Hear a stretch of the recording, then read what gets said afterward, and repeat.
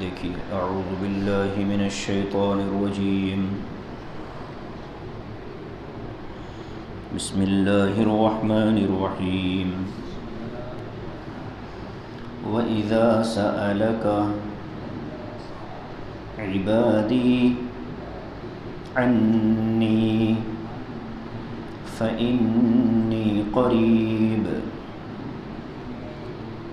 أُجِيبُ دعوة الداعي إذا دعاني فليستجيبوا لي وليؤمنوا بي لعلهم يرشدون۔ صدق اللہ العظیم۔ ترجمہ دیکھیے، وَإِذَا سَأَلَكَ عِبَادِي عَنِّي فَإِنِّي قَرِيبٌ۔ اور اے نبی صلی اللہ علیہ وسلم، جب آپ سے میرے بندے میرے بارے میں پوچھیں کہ میں کہاں ہوں، تو آپ فرما دیجئے کہ میں بہت قریب ہوں۔ اجیب دعوت الداعی اذا دعان، میں پکارنے والے کے پکار کو سنتا ہوں جب وہ پکارتا ہے۔ فلیستجیبوا لی، بس چاہیے کہ بندے میری اطاعت کریں۔ ولیؤمنوا بی، اور چاہیے کہ یہ مجھ پر ایمان لائیں۔ لعلہم یرشدون، تاکہ یہ ہدایت پا جائیں اور سیدھے راستے پر رہیں۔ مضمون جو چل رہا ہے سورہ بقرہ میں احکام کا حصہ شروع ہوا، جس میں سے روزے کا حکم رکوع کے شروع میں ہم لوگوں نے پڑھا تھا۔ رکوع کی پہلی آیت میں روزے کا حکم تھا، دوسری آیت میں روزے کے اوقات کا حکم تھا، ایام معدودات، اور تیسری آیت میں رمضان اور قرآن کی مناسبت کا ذکر تھا۔ ابھی اگلی جو آیت ہے اس میں پھر رمضان ہی سے متعلق موضوع ہے، لیکن درمیان میں دعا والی آیت کو اللہ نے ذکر فرمایا، تو اس میں علماء فرماتے ہیں کہ اس میں دو مناسبتیں ہیں، دو نسبتیں ہیں۔ ایک نسبت تو یہ ہے کہ روزہ دار کی دعا کی قبولیت کی طرف اشارہ ہے کہ روزہ دار کی دعا غیر روزہ دار کے مقابلے میں بہت تیزی کے ساتھ قبول ہوتی ہے۔ دوسرا اشارہ یہ ہے کہ آیت کے اختتام پر اس سے پہلے والی آیت میں دو الفاظ آئے تھے، وَلِتُكْمِلُوا الْعِدَّةَ وَلِتُكَبِّرُوا اللَّهَ، کہ تم رمضان کے روزوں کی مدت پوری کرو، جو روزے چھوٹ جائیں بعد میں اس کو پورا کر لو، اور دوسرا تم اللہ کی خوب بڑائی بیان کرو۔ اسی ذیل میں نے عید کا اور عید کی تکبیرات کا ذکر کیا تھا، وَلَعَلَّكُمْ تَشْكُرُونَ، اور تم اللہ کا خوب شکر ادا کرو۔ تو ایک ہے اللہ کی بڑائی اور دوسرے اللہ کی حمد اور ثنا، اس کا شکر ادا کرنا۔ تو تیسرے نمبر پر پھر دعا ہے۔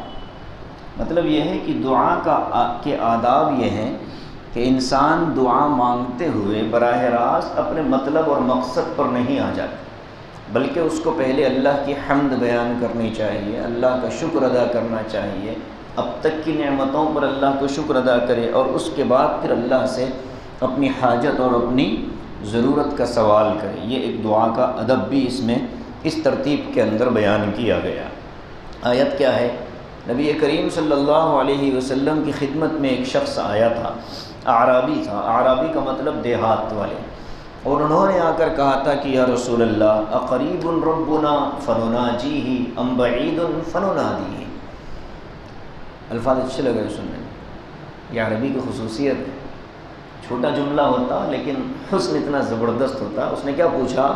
عربوں میں بھی وہ عربی جو دیہاتی لوگ بولتے ہیں وہ بہت خوبصورت۔ اس نے پوچھا اقریب ربنا فنناجیہ ام بعید فننادیہ، کہ رسول اللہ ہمارا پروردگار ہم سے قریب ہے، اگر ہے تو ہم آہستہ آہستہ بات کریں گے، سرگوشیوں میں بات کریں گے۔ مناجات اسی کو کہتے ہیں کہ آدمی تنہائی میں اللہ سے کچھ کہہ رہا ہے۔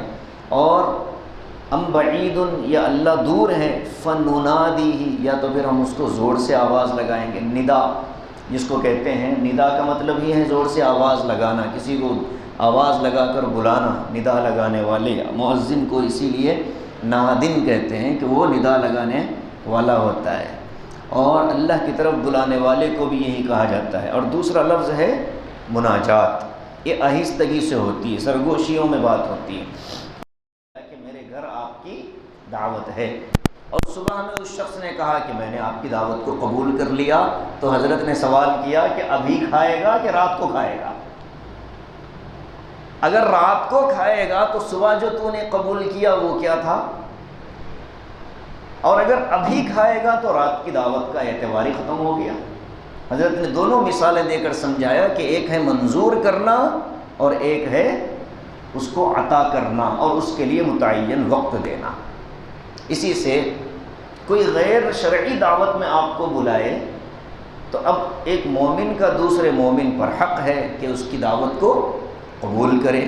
تو اس آیت کی تفسیر سے وہ اعتراض بھی ختم ہو گیا کہ یار حرام دعوت سے اگر کوئی حرام پیسوں سے دعوت کر رہا ہو تو اس کی دعوت میں جائیں کہ نہ جائیں؟ تو یہاں جواب مل گیا کہ ایک ہے دعوت کا قبول کرنا اور ایک ہے اس میں شرکت کرنا۔ تو اگر کسی کی دعوت پر اعتبار نہیں ہے، کسی کے پیسوں پر، تو ایک جملہ یہ کہہ دینا چاہیے، میرا خود بھی معمول یہی ہے، میں یہ کہہ دیتا ہوں کہ آپ کی دعوت تو قبول ہے، شرکت سے معذور ہوں، میں شرکت نہیں کر سکتا، دعوت آپ کی قبول ہے، چونکہ مومن کا حق ہے مومن کی دعوت کو قبول کرنا۔ اور کسی نے اعتراض بھی کیا تھا، غالباً آپ ہی نے اعتراض کیا تھا کہ حق ہے مومن کا، آپ شرکت نہیں کرتے دعوتوں میں، تو یہ کیسے؟ تو یہ ایسے کہ دعوت کا قبول کرنا ایک مومن کا حق ہے اور وہ ہم قبول کر لیتے ہیں، شرکت کرنا نہ کرنا یہ حلال اور حرام کے اوپر موقوف ہوتا ہے۔ اگر حلال ہے تو شرکت بھی ہوگی، حرام کی دعوت ہے تو اس میں شرکت نہیں ہوگی۔ تو یہی اللہ کا ضابطہ ہے، دعا قبول ہوتی ہے لیکن اس کے دینے کا ایک وقت متعین ہوتا ہے، اس پر اللہ تبارک و تعالی اس کو عطا فرماتے ہیں۔ تیسری بات جو اس میں عرض کرنی ہے وہ یہ ہے کہ اللہ تبارک و تعالی نے اس آیت میں ایک اور بات ارشاد فرمائی، اجیب دعوت الداعی اذا دعان، قبول تو ہوتی ہے لیکن کبھی کبھی بعینہ ہی وہ بات نہیں ہوتی جو ہونی ہے۔ دو دوستوں کی لڑائی ہو گئی، ایک نے دوسرے کی ہلاکت کی بد دعا شروع کر دی، اللہ اس کو تباہ و تاراج کر دے، اس کو سڑک پر ڈال دے، اس کو ہلاک کر دے، جبکہ اللہ تبارک و تعالیٰ کے علم کے مطابق یہ جو آج دشمن بنے ہیں ایک عرصے کے بعد یہ جگری دوست بنیں گے اور اس شخص کو اس سے کافی فائدہ ہونے والا ہے، جبکہ یہ اسی کے ہلاکت کی دعا مانگ رہا ہے۔ اللہ تبارک و تعالیٰ یہ دعا کو عطا نہیں کرتے، قبول تو کر لیتے ہیں، یعنی بعین ہی وہ چیز اس کو نہیں دی جاتی۔ اس کے نتیجے میں دو چیزیں ہو سکتی ہیں، یا تو یہ ہو سکتا ہے کہ اگر ناحق کسی نے بد دعا دی تو وہ لوٹ کر دینے والے پر آ جاتی ہے، اور حق پر تھا پھر بھی دے رہا ہے، لیکن اللہ کے علم کے حساب سے آئندہ یہ دونوں میں صلح ہوگی اور اس سے اس کو فائدہ ہوگا، تو اللہ تبارک و تعالیٰ اس دعا کو آخرت کے لیے اٹھا کر رکھ دیتا ہے کہ اس کو آخرت میں اس کا ثواب دے دیا جائے گا۔ کبھی مصیبتوں کو ٹال دیا جاتا ہے، کبھی نیکیوں کو بڑھا دیا جاتا ہے۔ یہاں اعتراض کیا لوگوں نے کہ اگر بندے کو مصیبت اور نقصان معلوم ہوتا تو اس کی دعا ہی کیوں پڑھتا؟ عام طور پر ہمیں معلوم ہو کہ یہ چیز نقصان دہ ہے تو ہم اس کی دعا تھوڑی مانگیں گے۔ ہم جو دعا مانگ رہے ہیں اپنی ضرورت اور اپنے حساب سے وہ ہم نے سوچ سمجھ کر پورے عقل اور شعور کے ساتھ مانگی ہے، یہ تو ہمارے فائدے کی چیز ہے۔ تو اس کا جواب یہ ہے ہماری عقل بھی محدود ہے، معلومات بھی تھوڑی ہیں، بہت سی چیزیں ہم اپنے لیے بہتر سمجھتے ہیں لیکن حقیقتاً وہ ہمارے لیے نقصان دہ ہوتی ہیں، اس کا علم اللہ کے علاوہ کسی اور کو نہیں ہوتا۔ تو اس لیے دعاؤں کی قبولیت میں دو چیزوں کا خیال ہو، پہلی چیز قبولیت کا یقین ہو، اور اگر وہ چیز بعینہ ہی نہ ملے تو جلد بازی میں کوئی ایسا جملہ زبان سے نہ نکل جائے کہ میں مانگ تو رہا ہوں لیکن قبولیت میں قبول ہوتی نظر نہیں آ رہی، تو اس سے قبولیت کا دروازہ بند ہو جاتا ہے۔ اور تیسری شرط دعا کے لیے جو علماء نے فرمائی ہے کہ بہت سی مرتبہ بندہ دعا تو کرتا ہے لیکن شرائط کا لحاظ نہیں کرتا، شرائط کی پابندی نہیں کرتا، اور دعا میں شرط قبولیت کا ایک ذریعہ اور سبب بھی ہے۔ اسباب پورے مہیا ہو گئے لیکن کوئی ایک گڑبڑ ہے جس کی وجہ سے دعا نہیں قبول ہو رہی، یا تو وہ گڑبڑ دل کا استحضار نہیں ہے، زبان کے الفاظ ہیں اور دل ساتھ نہیں دے رہا، دعا زبان سے نکل رہی ہے، پڑھ رہے ہیں، تو دعا کے پڑھنے پر قبولیت کا وعدہ نہیں ہے، دعا کے کرنے پر قبولیت کا وعدہ ہے۔ بندہ دل سے کرے، الفاظ اور دل یہ دونوں، زبان اور دل دونوں ایک دوسرے کے ساتھ رہیں، احساس پیدا ہو، پھر بندہ مانگے تو وہ دعا ہے۔ دوسری شرط، آدمی، اللہ کے رسول نے فرمایا کہ ایک مسافر ہے، سفر میں جا رہا ہے، بال بکھرے ہوئے ہیں، کپڑے پراگندہ میلے کچیلے ہیں، زاد راہ بھی بہت تھوڑا ہے، اب وہ بندہ مانگ رہا ہے اللہ میری ضرورت پوری فرما دے۔ اللہ دعا قبول کرنا تو چاہتا ہے، لیکن وہ جس سواری پر سوار ہے وہ سواری حرام کی ہے، وہ جو لباس پہنا ہوا ہے وہ لباس حرام کا ہے، اور اب تک جو اس نے غذا، اب تک کا ترجمہ حضرت قاضی ثناء اللہ صاحب پانی پتی نے تفسیر مظہری میں کیا، دوسرے علماء نے نہیں کیا، کہا کہ اب تک جو اس نے غذا استعمال کی وہ حرام کی تھی، مشکوک تھی، لہذا اس کی دعا شرط کے نہ پائے جانے کی وجہ سے رد ہو رہی ہے۔ تو ہم اس کا بھی جائزہ لیں کہ ہماری دعائیں شرط کے مطابق ہوتی ہیں یا شرط کے خلاف ہوتی ہیں۔ تو کبھی دعا کے قبول نہ ہونے میں شرط بھی نہ ہونے کی وجہ ایک بڑی وجہ پائی جاتی ہے کہ ہم نے وہ شرائط پورے نہیں کیے، یا تو کوئی گناہ کی دعا کر لی، یا یہ ہے کہ ہم نے کسی ناجائز لوگوں کا حق مارنے کی دعا کر لی، یا یہ ہے کہ ہم نے کسی ایسی دعا مانگ لی جو ہمارے لیے نقصان دہ ہے یا امت کے لیے نقصان دہ ہے، یہ ایک دعا ہے، یا یہ کہ ساری چیزیں ہم نے صحیح مانگی لیکن ہمارا جسم، ہمارا لباس اور ہماری سواری اور ہماری استعمال کی چیزیں وہ حرام کی ہیں، تو انا یجابو یا انا یستجابو کے الفاظ آئے ہیں کہ پھر ایسی دعا کیسے قبول ہوگی۔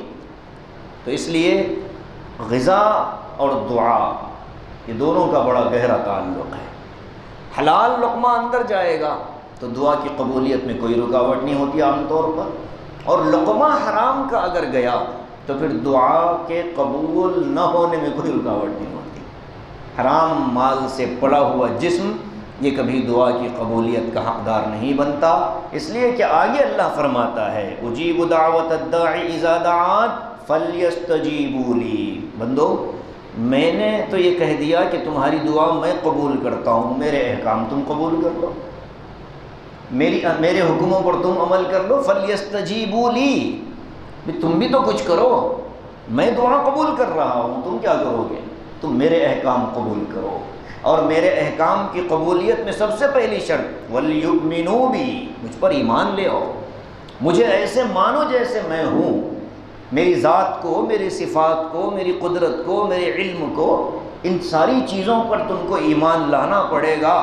دعا مجھ سے مانگو، میں دے رہا ہوں۔ کبھی یہ بھی ہوتا ہے بندے نے اللہ سے دعائیں مانگی، قبول ہوتی نظر نہیں آ رہی، آزمائش کا مرحلہ ہے، یا یہ بھی ہو سکتا ہے کہ اللہ کو مانگنا پسند آ رہا ہو، جیسے شیخ سعدی رحمۃ اللہ علیہ نے بیان فرمایا کہ اللہ تعالیٰ کبھی اپنے محبوب بندوں کی دعاؤں کو جلدی قبول نہیں کرتا، فرشتے کہتے بھی ہیں کہ اللہ اتنی دیر سے مانگ رہا ہے، آپ دے کیوں نہیں رہے؟ اللہ کہتے ہیں کہ مجھے اس کا رونا اور گڑ گڑانا اور مانگنا بڑا پسند آتا ہے، میں اور چاہتا ہوں کہ یہ اور مانگے، میں چاہتا ہوں کہ اور مانگے۔ حضرت موسیٰ اور حضرت ہارون علیہ السلام نے دعا مانگی تھی، اے اللہ فرعون کو تباہ کر دے، تو اللہ تعالیٰ نے کیا کہا؟ فاستقیما، ٹھیک ہے دعا قبول ہو گئی، لیکن اس کے آثار کب ظاہر ہوئے؟ بعض علماء کہتے ہیں 40 سال بعد ظاہر ہوئے۔ تو انبیاء کی دعاؤں کی قبولیت میں جب اتنا لمبا عرصہ ہو سکتا ہے تو ایک عام امتی کو یہ کیسے یقین ہو اور یہ کیسے امید ہو کہ میں آج مانگوں کل امیر بن جاؤں، آج مانگوں کل مل جائے؟ تو یہ ضابطۂ قدرت کے خلاف ہے۔ بندے کو یقین پورا ہونا چاہیے۔ عجیب آزمائش ہے، اللہ کہتے ہیں کہ سمندر میں رہو لیکن پانی نہ لگنے پائے، دعا مانگو یقین کے ساتھ، اور میں دینا میری مرضی ہے، میں جب چاہوں دوں، لیکن یقین نہیں ختم ہونا چاہیے۔ تو کبھی ایسا بھی ہوتا ہے کہ آدمی نے اللہ سے دعا مانگی، اس کو نہیں ملا، کسی اور دروازے پر چلا گیا، اللہ کہتے ہیں دے دو اس کو، مل رہا ہے دوسرے راستے سے، اب یہ زندگی بھر کے لیے اللہ سے مانگنے سے محروم ہو گیا، اس لیے کہ اللہ کو پھر غیرت آ جاتی ہے کہ جب میں نے دینے میں تأمل کیا اور میں نے اس کی مصلحت کے حساب سے اس کو نہ دیا تو اس بندے نے صبر نہیں کیا، بلکہ میری مخلوقوں کے دروازوں پر چلا گیا، اور وہاں جا کر ٹھیک ہے اس کو اسی دروازے کے حوالے کر دیا جاتا ہے۔ اسی لیے کہا جاتا ہے نا کہ اللہ سے قریب ہونے کا سب سے آسان راستہ اللہ کے قرب کا سب سے آسان راستہ دعا ہے۔ فإنی قریب، اللہ سے کوئی بندہ قریب ہونا چاہتا ہے تو اس کو دعاؤں کا عادی ہونا چاہیے۔ زندگی میں ہر کام میں دعا، ہر لمحے دعا، جب بار بار اللہ سے مانگتا رہے گا بندہ، مانگتا رہے گا، ایک وقت آئے گا کہ اللہ تبارک و تعالیٰ اس کے مانگنے سے پہلے اس کی ضرورتیں اس کے لیے پوری کر دیتے ہیں۔ لیکن اس مقام پر آدمی پہنچے، رب اشعث، فرمایا کہ بہت سے لوگ ہوتے ہیں کہ پراگندہ بال جس دروازے پر جائیں لوگ دھتکار دیں، لیکن لو اقسم علی اللہ لابرہ، اللہ کے نزدیک ان کا مقام اتنا عظیم ہوتا ہے کہ اگر اللہ پر وہ کسی بات کی قسم کھا لے تو ختم ہو جاتا ہے۔ ایک شخص نے امام اعظم ابو حنیفہ رحمۃ اللہ علیہ کی شان میں گستاخی کی، حضرت کو ایک گالی دے دی، حضرت کی والدہ کی شان میں کچھ گستاخی کی۔ دوسرے فرقے کا آدمی تھا، حضرت درس دے رہے تھے، اس درس کے درمیان میں آ کر کے اس نے گالی دی، اور پھر وہ طلباء اٹھے جواب دینے کے لیے تو حضرت نے کہا خبردار، میرا معاملہ ہے، میں نے اللہ کے سپرد کر دیا ہے بس۔ جیسے ہی حضرت نے یہ کہا تو امام ابو یوسف، قاضی ابو یوسف نے کھڑے ہو کر کہا کہ حضرت معاف کر دیں۔ کہا کہ نہیں، میری والدہ کا معاملہ ہے، میں نے حوالے کر دیا اللہ کے۔ وہ باہر نکلا، سیڑھی سے پھسلا اور سر پھٹ کر مر گیا۔ قاضی ابو یوسف دوڑتے ہوئے آئے، امام صاحب کا سر چوم کر کہا آج میں گواہی دیتا ہوں آپ اللہ کے ولی ہیں۔ امام صاحب نے کہا کہ ولایت کا اقرار تو موت کے بعد ہوتا ہے، تو نے کیسے پہچان لیا؟ زندگی میں کسی کے لیے کہنا ہی جائز نہیں کہ آپ تو ولی ہیں، زندہ ولی، یہ اسلام میں ہے ہی نہیں، اس لیے کہ ولایت کا تعلق مرنے کے بعد ہوتا ہے۔ موت ایمان پر ہو رہی ہو تو ولی ہے ہر مسلمان، اگر موت ایمان پر ہے تو ہر مسلمان ولی ہے، اللہ ولی الذین آمنوا۔ اور اگر موت ایمان پر نہیں، پوری زندگی کشف و کرامات کے ساتھ گزری اور موت ایمان پر نہیں تو وہ کافر ہے۔ تو زندگی میں کسی کو یہ کہنا جائز نہیں کہ ولی ہے، دعوے کے ساتھ، امید کے ساتھ کہا جا سکتا ہے، وہ ایسا لگتا ہے کہ یہ ولی ہے، شاید ہو سکتا ہے، شاید یہ۔ تو امام صاحب نے کہا کہ تم نے کیسے کہا؟ تو وہ بھی قاضی ابو یوسف تھے، امام صاحب کے شاگرد رشید، جوانی میں امام صاحب کے پاس بھاگ گئے تھے وہ پڑھنے کے لیے، ماں ان کو بھیجتی تھی دھوبی کے پاس کپڑے دھونے کے لیے، لیکن درمیان میں امام صاحب کی مجلس لگتی تھی تو یہ وہاں جاتے تھے۔ امام ابو حنیفہ رحمۃ اللہ علیہ سے ان کی قاضی ابو یوسف کی والدہ لڑنے آ گئی، کہا کہ میرے بچے کو تم خراب کر رہے، اس کا باپ نہیں ہے، یہ روزی روٹی کے لیے کچھ چیزیں میں اس کو دھوبی کے پاس بھیجتی ہوں کام سکھانے کے لیے اور آپ پڑھاتے ہو اس کو۔ تو امام صاحب نے کہا کہ اماں ایک وقت آئے گا کہ تیرا بیٹا اصلی گھی میں بھنے ہوئے یہ بتاشے کھائے گا، مٹھائی کھائے گا۔ تو کہا کہ مذاق اڑاتے ہو غریب عورت کا۔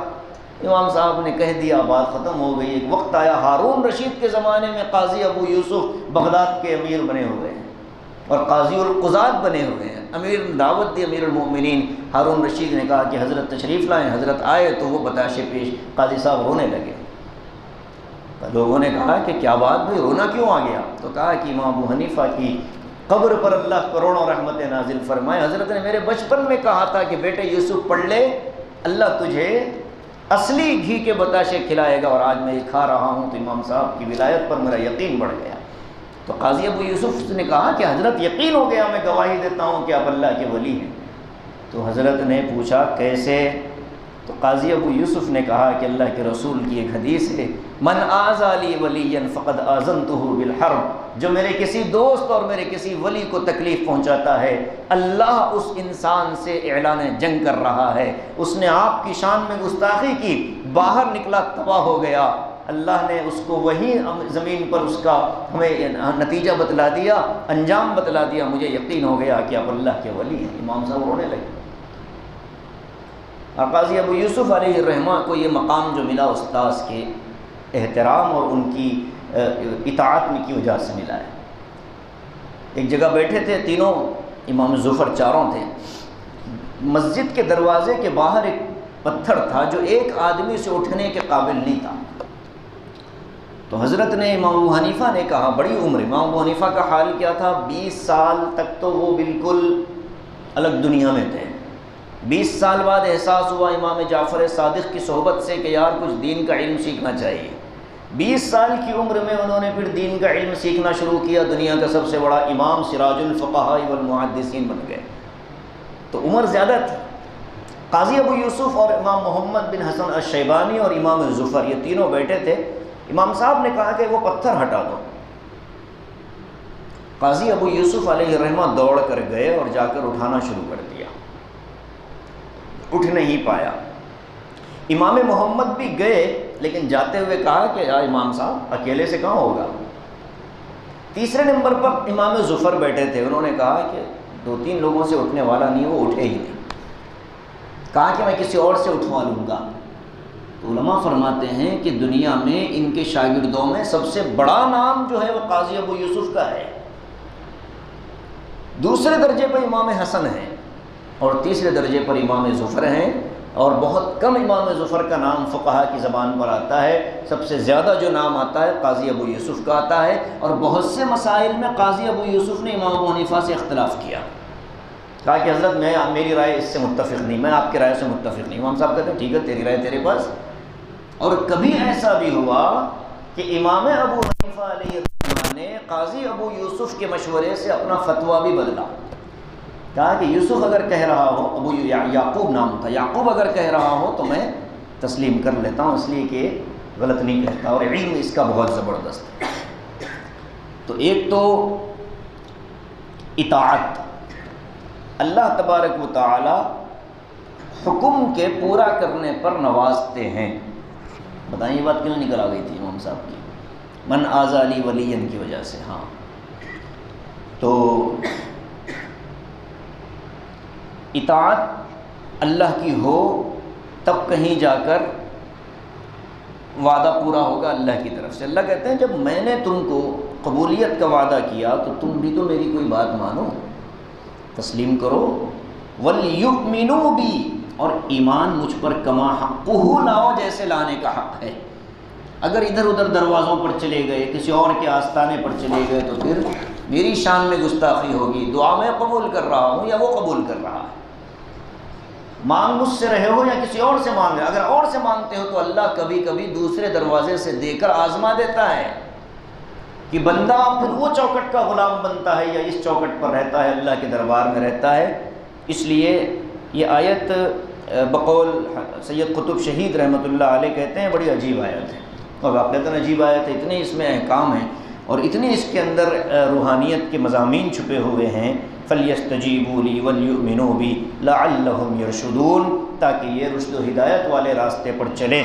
تو دعا اللہ کے قرب کا سب سے بڑا ذریعہ ہے، ہر عبادت اللہ سے قریب کرتی ہے، لیکن جتنا انسان دعاؤں کے ذریعے اللہ سے قریب ہوتا ہے کسی اور عبادت کے ذریعے نہیں ہوتا۔ خوب دعاؤں کا اہتمام ہو، چلتے پھرتے اٹھتے بیٹھتے چھوٹی موٹی اپنی ضرورتیں اللہ سے مانگنا ہے، پاؤں کا پیر کا جوتا بھی اگر ٹوٹ جائے تو اللہ سے مانگنا، عادت ڈالنی چاہیے۔ آج ہمارے اندر عادت جا رہی ہے، جب حالات خراب ہوں گے تب اللہ کی طرف رجوع بھی ہوتا ہے، دعائیں بھی ہوتی ہیں، لیکن جب حالات اچھے ہوتے ہیں تو اللہ کی طرف کوئی رجوع نہیں ہوتا، یہاں تک کہ نماز کے بعد کی دعاؤں کے اندر بھی استحضار ہمارا باقی نہیں رہتا۔ امام کی دعا پر ہماری دعا شروع ہوتی ہے، امام کی دعا اختتام پر ہماری دعا بھی ختم ہو جاتی ہے، جبکہ دعا کے اصول کے اندر یہ بات ہے کہ امام اپنی دعا کرے گا، ہم اپنی دعا کریں گے۔ ضروری نہیں کہ اس کی دعا پر آمین کہیں، سلام پھیرنے کے بعد امام سے ہمارا تعلق ختم ہو گیا، اب چاہے ہم اپنی دعا مانگے، امام کی دعا کا انتظار کرنا ضروری نہیں ہے، چاہے امام کی دعا ختم ہو جائے اور ہماری ضرورت باقی ہو تب بھی ہم اپنی دعا مستقل آگے مانگ سکتے ہیں۔ یہ بھی ضروری نہیں کہ امام کی دعا پر ہی آمین کہیں، وہ عربی میں دعا کرائیں تو ہم اردو میں اپنی ضرورت اللہ سے مانگ سکتے ہیں۔ اب یہاں آخری جو مضمون ہے وہ یہ ہے کہ دعا میں اصل کیا ہے، زور سے مانگنا ہے یا آہستہ مانگنا ہے؟ تو علماء نے آیت قرآنیہ کے ذریعے سے ایک بات اور بتائی، کہا کہ اللہ تعالیٰ نے ایک جگہ فرمایا ادعوا ربکم تضرعا وخفیا، اے میرے بندو اپنے رب کو عاجزی کے ساتھ روتے ہوئے اور آہستگی کے ساتھ پکارو، آہستگی سے پکارو، اللہ قریب ہے، وہ تمہاری دعاؤں کو سنتا ہے۔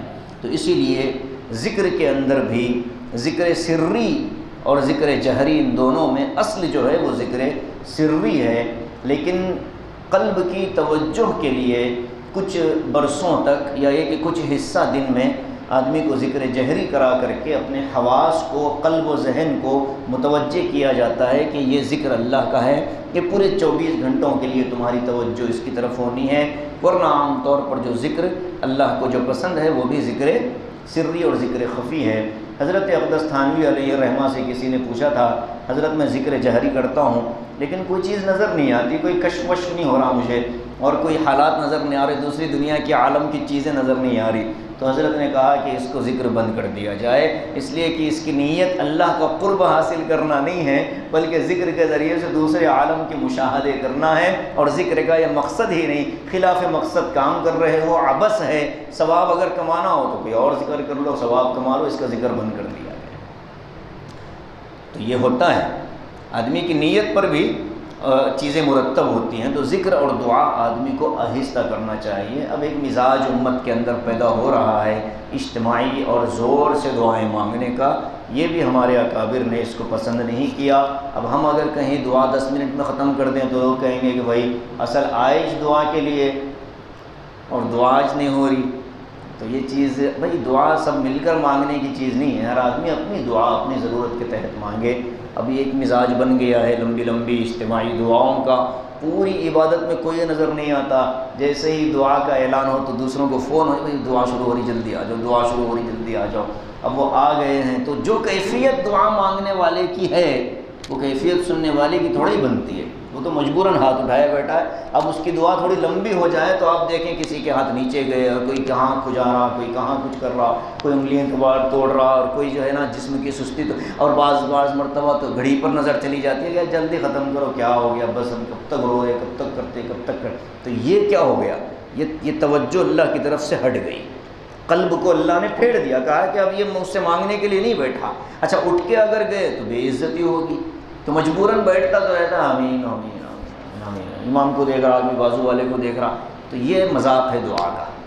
اگر اجتماعی دعا میں شریک ہونا بھی ہے، استحضار کے ساتھ شریک ہو رہے ہوں تو شریک ہوں، اگر استحضار نہیں ہو رہا تو اٹھ کر جائیں، کسی دنیا کے کہنے کی کوئی پرواہ نہ کریں۔